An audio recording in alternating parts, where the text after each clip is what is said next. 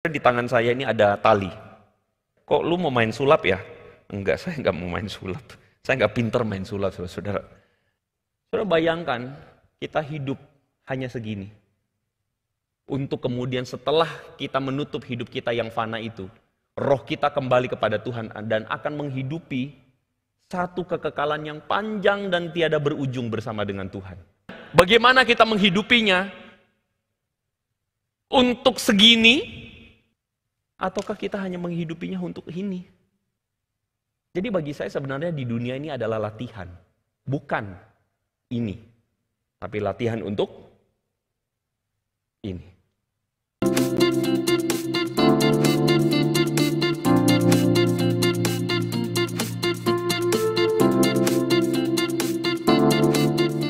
Shalom.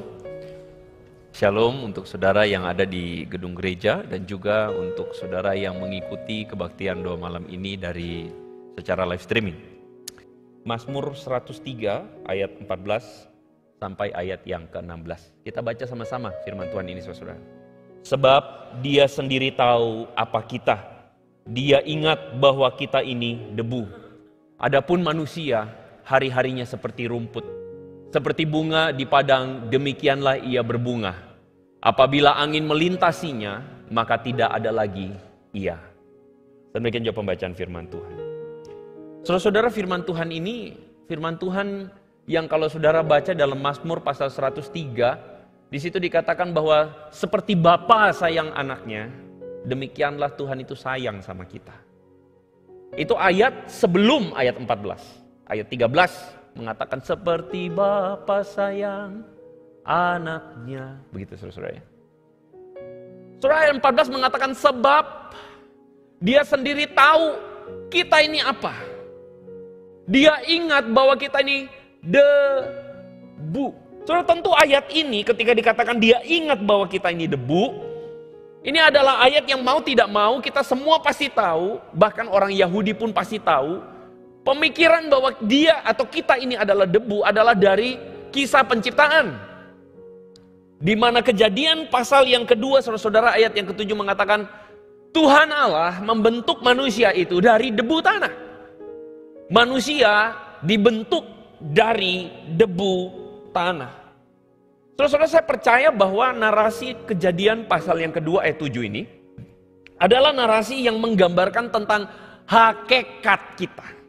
Hakikat kita sebagai apa? Sebagai debu yang tidak berarti.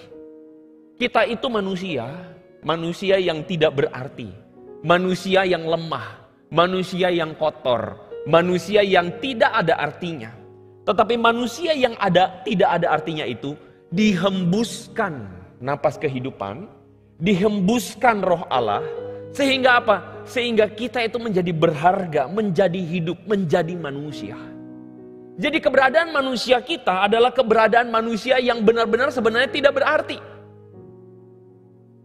Saudara-saudara, seorang Kierkegaard, seorang teolog asal Denmark, saudara-saudara, mengatakan bahwa Christian faith is a paradoxical faith. Iman Kristen itu adalah iman yang paradoks. Kita itu manusia adalah manusia yang berharga, tetapi di satu sisi yang sama kita manusia yang tidak berharga.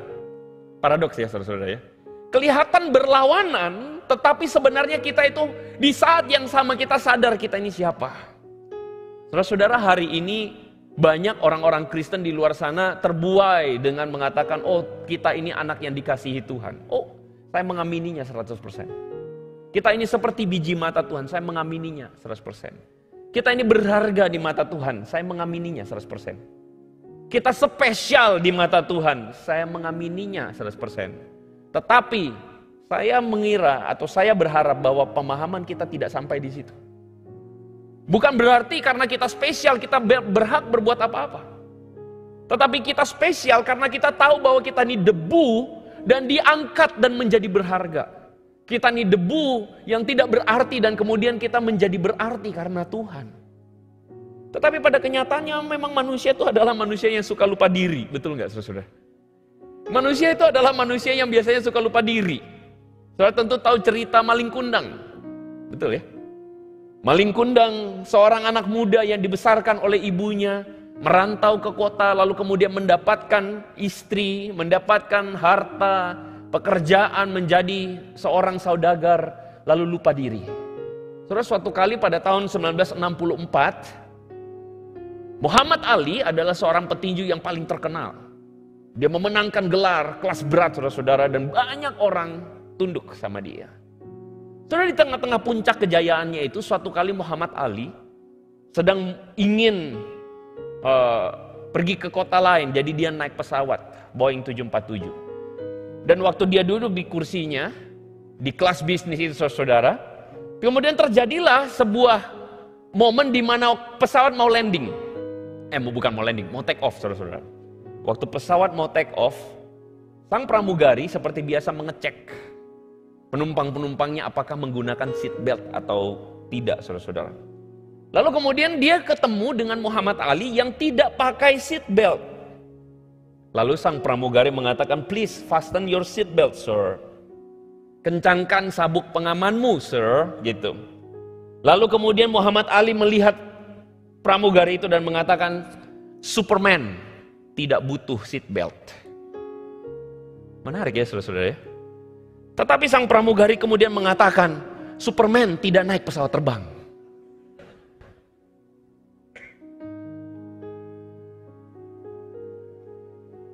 Kadang-kadang saudara-saudara kita itu terlalu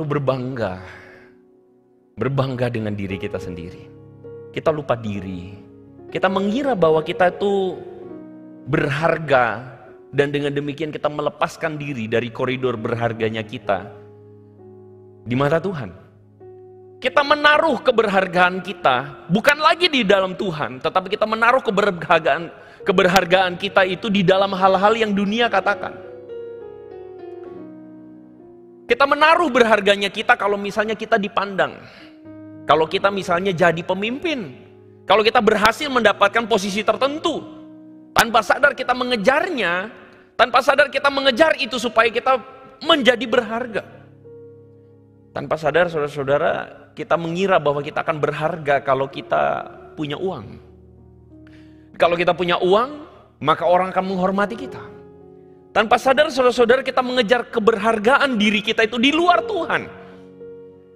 Tanpa sadar kita berpikir bahwa dengan menggunakan baju yang bermerek, tas yang bermerek, atau bahkan menaiki mobil yang mewah, kita kemudian dianggap berharga. Kadang-kadang saudara-saudara kita menjadi orang yang cepat tersinggung. Kenapa tersinggung? Karena kita mengira atau kita merasa bahwa mungkin istri kita, anak kita tidak cukup hormat sama kita. Akhirnya kita tersinggung, kita mudah marah karena kita merasa kita tidak berharga. Kita menjadi orang yang cepat tersinggungan, keles sama orang karena kita merasa diri kita tidak berharga karena orang tidak sepakat dengan saya. Tanpa sadar saudara-saudara kita menjadi manusia-manusia yang menaruh keberhargaan kita bukan lagi di dalam Tuhan, tetapi menaruh keberhargaan kita seperti yang dunia bilang. Dan celakanya adalah orang-orang tersebut ada di dalam gereja. Celakanya adalah orang-orang tersebut rajin datang ke gereja. Ayat 15 mengatakan, adapun manusia, hari-harinya itu seperti rumput. Seperti bunga di padang, demikianlah dia berbunga. Apabila angin melintasinya, angin tiup, maka tidak ada lagi dia. Saudara-saudara, sang pemazmur kemudian menggunakan sebuah ilustrasi bunga di padang. Bunga di padang yang tumbuh dengan baik, saudara-saudara, hari ini dia tumbuh dengan bagus, mekar, indah sekali. Tetapi kemudian firman Tuhan memberikan atau mengingatkan kita, hei, bunga ini besok akan layu. Firman Tuhan seakan-akan mengatakan, hai manusia, ingat, hari ini engkau mekar, tapi belum tentu besok engkau masih tetap mekar. Seperti pengkhotbah mengatakan, debu kembali menjadi debu, tetapi roh manusia kembali kepada Tuhan yang mengaruniakannya. Firman Tuhan ini mengingatkan kita bahwa kita ini debu, kita ini cuman sementara, kita ini fana. Masalahnya banyak orang suka hidup di dalam kefanaan. Meskipun semua orang, saya yakin tidak ada yang menyangkal bahwa hidup ini sementara. Tidak ada. Kita semua mengakuinya. Tetapi tanpa sadar, kita menghidupi hidup hanya untuk sementara. Saudara, di tangan saya ini ada tali. Ketika tadi saya minta untuk disediakan, terus kemudian ketika diserahkan kepada saya, kok lu mau main sulap ya? Enggak, saya enggak mau main sulap. Saya enggak pinter main sulap, saudara. Tapi saya cuma mau pakai ini jadi sebagai alat peraga. Saudara-saudara, hidup kita ini seperti tali. Mungkin saudara berpikir panjangnya seperti tali itu ya Pak? Iya, tetapi tidak juga. Kenapa? Karena misalnya begini saudara, saya percaya saudara semua setuju, saudara sepakat bahwa kita ini akan setelah mati, kita akan hidup dengan kekekalan. Amin? Amin? Setuju ya? Kita percaya akan hidup yang kekal. Kita tidak seperti manusia yang hanya sekadar materialistik, mati udah. Tapi kita akan hidup dengan kekekalan. Nah sekarang saya tanya, kalau tali ini menggambarkan rentang hidup kita menuju kekekalan berapa tahun saudara? Berapa tahun? Nggak terbatas Pak.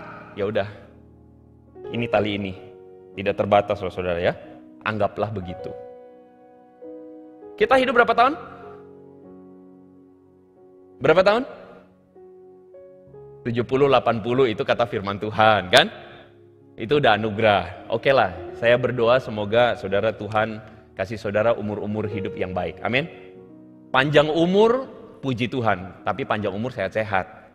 Kalau panjang umur udah banyak sakit juga, saya pernah bilang, saya nggak mau kalau panjang umur tapi sakit-sakit, saya nggak mau gitu loh. Oke lah, 70-80. Amin.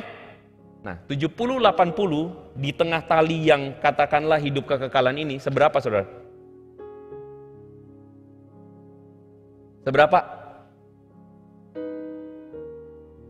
Seharusnya segini doang kan? Betul nggak? Kalau misalnya kekekalan, betul kan? Segini doang kan? Benar nggak? Benar nggak saudara-saudara? Tapi janganlah, kalau saya pakai contoh begini saudara nggak kelihatan. Saya anggaplah hidupnya segini doang. Boleh? Boleh? Meskipun kita tahu saudara-saudara bahwa kita tidak akan sampai segitu-gitu amat karena ini panjang sekali kekekalan. Kita akan menghidupi kekekalan. Saudara bayangkan kita hidup hanya segini. Untuk kemudian setelah kita menutup hidup kita yang fana itu, roh kita kembali kepada Tuhan dan akan menghidupi satu kekekalan yang panjang dan tiada berujung bersama dengan Tuhan. Amin. Pertanyaan saya adalah, cara hidup kita hari ini lebih cocok yang seperti ini atau yang seperti ini? Cara hidup kita hari ini, tujuannya, nilainya, bagaimana kita menghidupinya, untuk segini,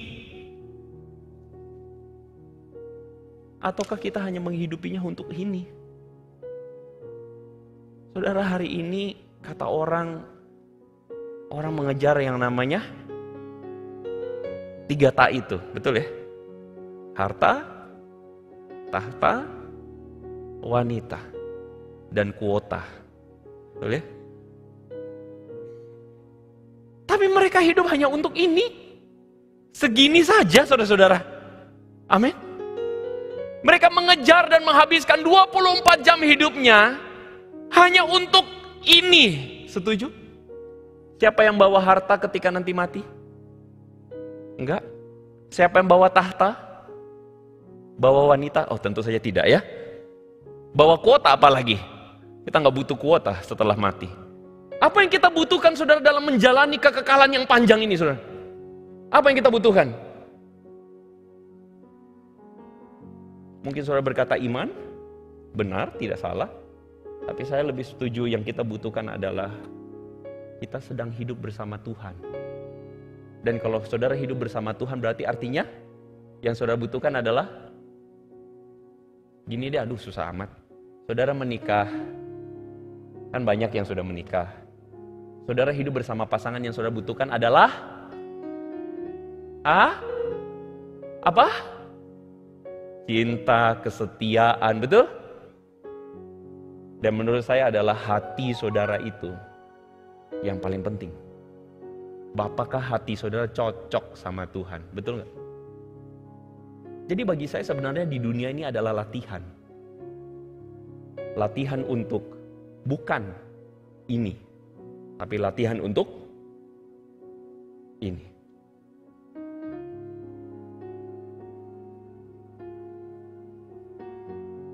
Betapa kasihannya orang yang cuma hidup untuk ini.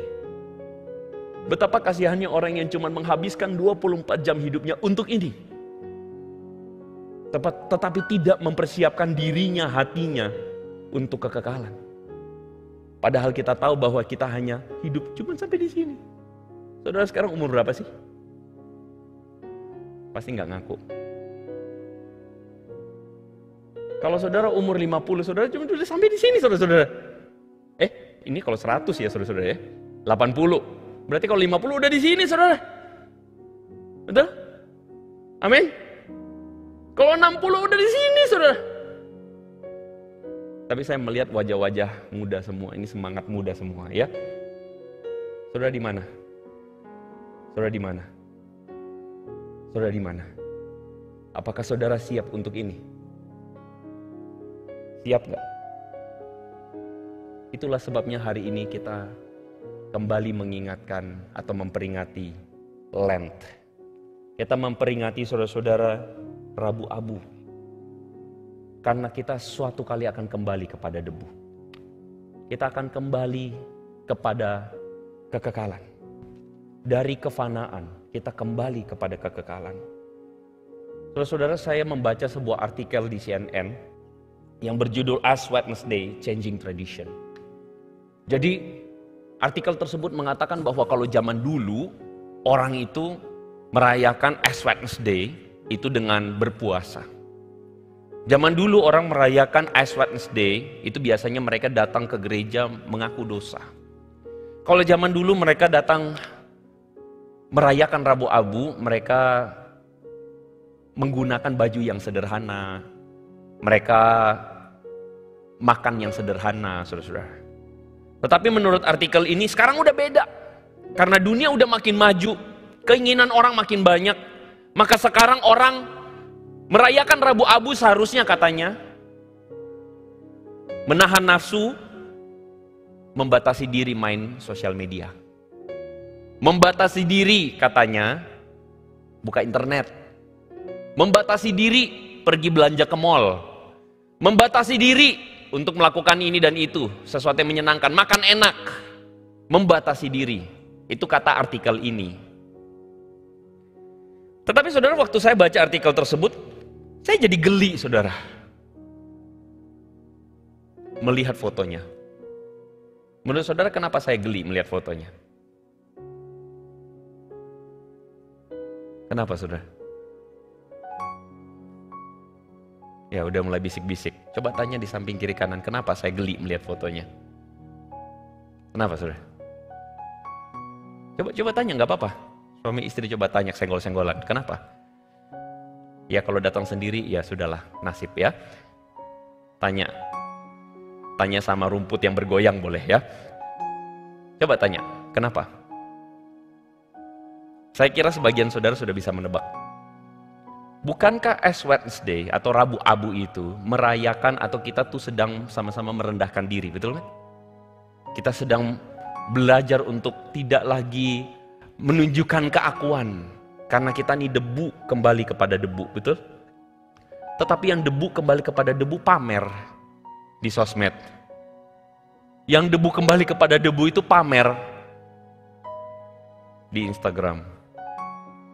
Ya saya geli aja saudara-saudara. Suatu kali saya nggak tahu apakah saya pernah cerita di mimbar ini, tapi saya ingin cerita. Suatu kali saudara-saudara, saya sebelum naik khotbah, saya foto. Waktu itu masih zaman pakai Instagram. Saya foto. Waktu saya foto saudara-saudara, terus kemudian saya taruh ayat. Beritakanlah firman.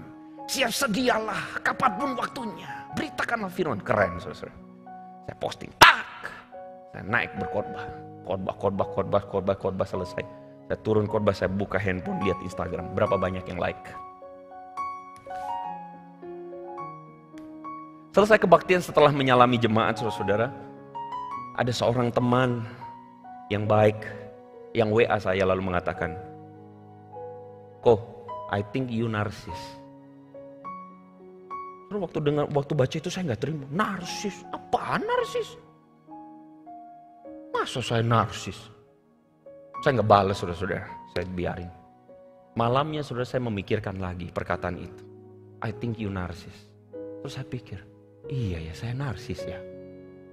Saudara-saudara malam hari itu saya berpikir, iya jangan-jangan saya narsis. Apa yang saya lakukan? Saya stop main Instagram. Di hari itu saya stop main Instagram.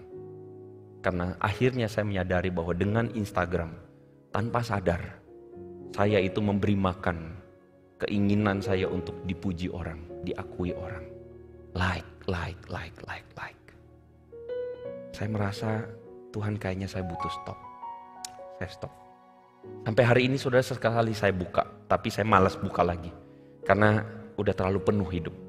Saya merasa hidup saya akan lebih happy kalau saya nggak main begituan. Saya akan lebih tenang dan damai kalau saya nggak perlu tahu banyak hal. Hari ini saudara banyak orang pengen tahu banyak hal. Betul? Kepo. Padahal dengan kepo saudara tidak tenang. Iya nggak? Kadang-kadang makanya kita tuh kalau tidak tahu sesuatu lebih enak saudara. Amin? Yes.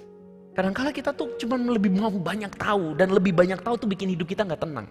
Terus saudara, kadang-kadang saudara-saudara tanpa sadar tuh kita punya karakter-karakter. Ada hal-hal yang tuh gak bagus. Dan itu tuh butuh dipulihkan. Tetapi kembali lagi pertanyaannya adalah apa yang kita kejar? Apa yang kita kejar saudara? Bukankah yang kita kejar itu adalah pertumbuhan iman? Bukankah yang kita kejar itu jemaat bertumbuh, jemaat mengasihi Tuhan, jemaat sayang sama Tuhan, jemaat betul-betul haus cari Tuhan. Itu yang kita kejar bukan? Yang kita kejar adalah kita mengalami kebangunan rohani bukan? Kita sudah bertahun-tahun jadi Kristen. Lalu kapan terakhir kali kita betul-betul mengalami haus Tuhan? Aku pengen mengalami Tuhan. Aku pengen pertobatan. Aku pengen keluargaku dipulihkan. Aku pengen hidupku berubah. Kapan? Sama-sama kita baca. 1, 2, 3. Dan umatku yang atasnya namaku disebut merendahkan diri, berdoa dan mencari wajahku, lalu berbalik dari jalan-jalannya yang jahat, maka aku akan mendengar dari sorga dan mengampuni dosa mereka serta memulihkan negeri mereka. Apakah saudara merindukan ini terjadi? Amin. Saya merindukan ini terjadi. Mari saudara alami sekali lagi kebangunan rohani. Alami sekali lagi perubahan. Mari kita merendahkan diri. Mari kita merendahkan diri dan kita cari Tuhan. Mari sungguh-sungguh saudara di tahun 2023 ini. Paskah yang pernah kita lewatin saudara-saudara. Jadikan ini Paskah berbeda. Jadikan Paskah ini berbeda dari yang pernah engkau alami. Jadikan Paskah ini lawatan Tuhan terjadi. Jadikan Prapaskah ini saudara menuju Paskah saudara mengalami Tuhan. Saudara mengalami perubahan. Pertumbuhan rohani yang tidak pernah terjadi. Alami itu dengan Tuhan. Mari kita tundukkan kepala di hadapan Tuhan.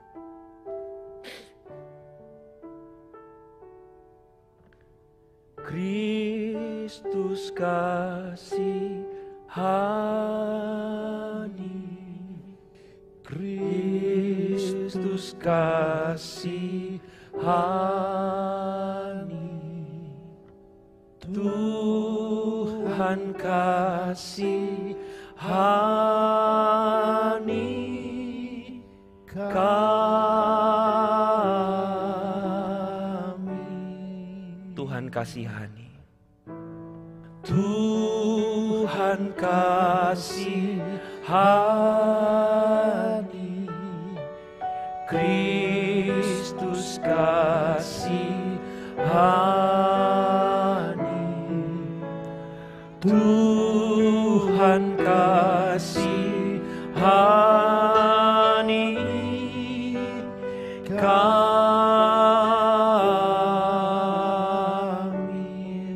Dengan lembut katakan Tuhan kasihani. Tuhan kasihani,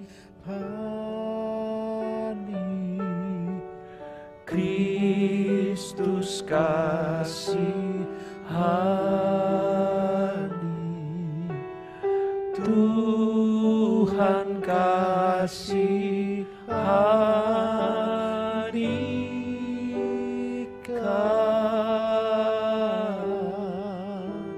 Amin. Tuhan, kasihani kami. Kasihanilah kami semua, suami-suami. Kasihanilah kami para istri. Kasihanilah kami para anak. Kasihanilah kami Tuhan. Kasihanilah kami. Dan kami merindukan supaya Tuhan melawat kami di dalam minggu-minggu Prapaskah ini. Kami merindukan supaya melalui rangkaian ini, Tuhan, kami berjumpa dengan Engkau. Kami merindukan Tuhan bekerja di tengah-tengah kami. Sebentar lagi kami pulang. Sebentar lagi Tuhan kami akan kembali. Biar firman-Mu kami renungkan terus-menerus. Biar Engkau berbicara terus-menerus. Kami buka hati dan telinga kami agar Tuhan bekerja dalam keseharian kami hari demi hari. Kasihanilah kami Tuhan. Pujilah nama-Mu. Biarlah berkat dan damai sejahtera, pertobatan, kerendahan hati yang berjumpa dengan Tuhan boleh menjadi bagian kami malam hari ini sampai selama-lamanya. Yang percaya sama-sama katakan amin. Tuhan memberkati saudara-saudara.